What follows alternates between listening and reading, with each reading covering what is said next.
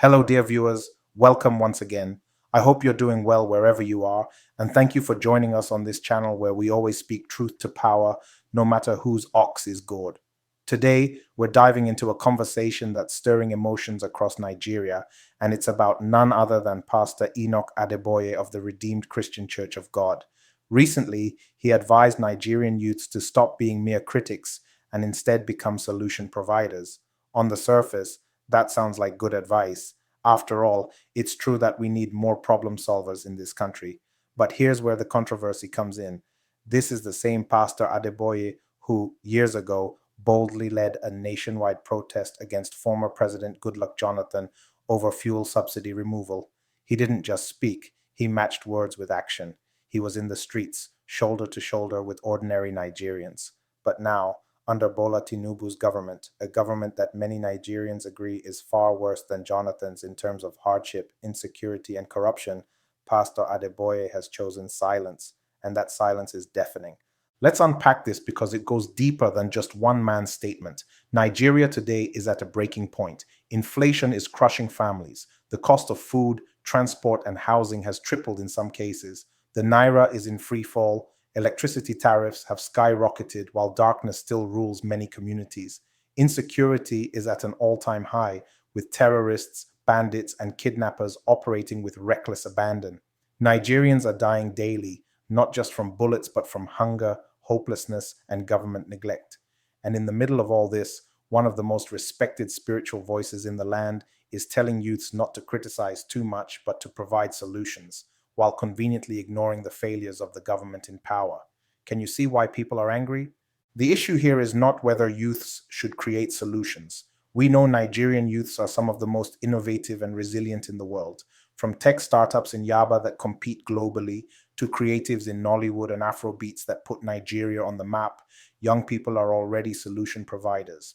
The issue is the double standard. When Jonathan was in power, Adeboye found his voice, stood up, and demanded accountability. But under Tinubu, silence. And it's not just Adeboye. Many so-called men of God, elders, and respected voices have chosen to keep quiet because the current administration serves their political or financial interests. That's where the hypocrisy lies. This conversation touches on some of the biggest national issues we face: leadership, accountability, and the role of religion in politics. In Nigeria, pastors, imams, and traditional rulers wield immense influence. They can mobilize millions with a single statement. But what happens when those voices are selective, when they speak against one government and go mute under another? It creates disillusionment. It makes people feel used, manipulated, and abandoned. And this is dangerous for a country already hanging on by a thread. Think about it. During Jonathan's time, Nigerians protested because of fuel subsidy removal. Yet today, Tinubu removed fuel subsidy and unleashed even greater economic chaos. Jonathan was accused of incompetence, yet Tinubu presides over record-breaking inflation and unemployment. Jonathan was criticized for insecurity, yet today, Nigerians live with daily massacres and kidnappings on highways. If those who shouted then are silent now, doesn't that expose the fact that their outrage was not about Nigeria, but about personal or political interests? Now, let's bring this home. Many Nigerian youths are tired. They see the system rigged against them. They see their elders telling them to pray, fast, and endure, while those same elders dine with politicians who make life unbearable for the people. But here's where I want to challenge you, my fellow Nigerians. While we must hold leaders accountable, we must also recognize that change won't come from silence, apathy, or leaving things to chance. If anything, Adeboye's call should remind us that we cannot just be critics on Twitter or in beer parlors. We must take our anger and our energy and channel it into civic action. What do I mean by civic action? First, we must start by educating ourselves politically. Many youth still don't know how their government works. They don't know their representatives, and they don't follow how laws are made. That ignorance is a tool politicians use against us. Second, we must organize.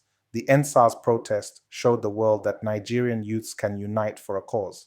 Imagine if that same energy was used to monitor elections, to demand accountability at state and local government levels, and to push for real reforms.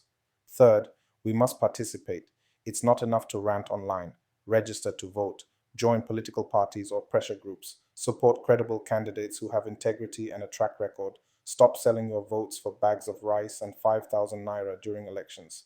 To Pastor Adeboye, with all due respect, Nigerians are not angry at your call for youths to solve problems. They are angry at your silence in the face of injustice. They are angry that you once marched against Jonathan, but today you won't even whisper about Tinubu. Leadership, especially spiritual leadership, requires consistency, courage, and sacrifice. The truth must be spoken to all leaders, whether they are your friends or not, whether they share your tribe or not. Silence in the face of oppression is complicity. And right now, Nigeria needs voices that will cry out, not voices that will hide behind neutrality. So, dear viewers, what do we take from all this? Number one, Nigeria is bleeding, and silence will not heal her. Number two, our so called leaders, political, spiritual, and traditional, have failed us too many times. So the responsibility is on us, the people, especially the youth. Number three, solutions will not come from Abuja alone. They will come from communities, from local actions, from young people refusing to accept the status quo. And finally, we must never be afraid to call out hypocrisy, even when it comes from people we respect, because love for Nigeria demands honesty. My people, it is time to rise above fear. Let's not be blinded by religion, tribe, or political propaganda. Let's demand a Nigeria that works for all of us, not just for a greedy few. The change we desire will not come if we remain passive. It will only come if we, the citizens, act with courage, unity, and purpose. Thank you for watching. If you found this video thought-provoking, please like it right now. Drop your thoughts in the comment section. What do you think about Pastor Adeboye's statement? Do you believe he has been silent under Tinubu? Let's have that conversation. Don't forget to share this video widely because the truth must be heard. And of course, subscribe to this channel for more bold, fearless, and truth-centered content. Together, we can awaken a new Nigeria.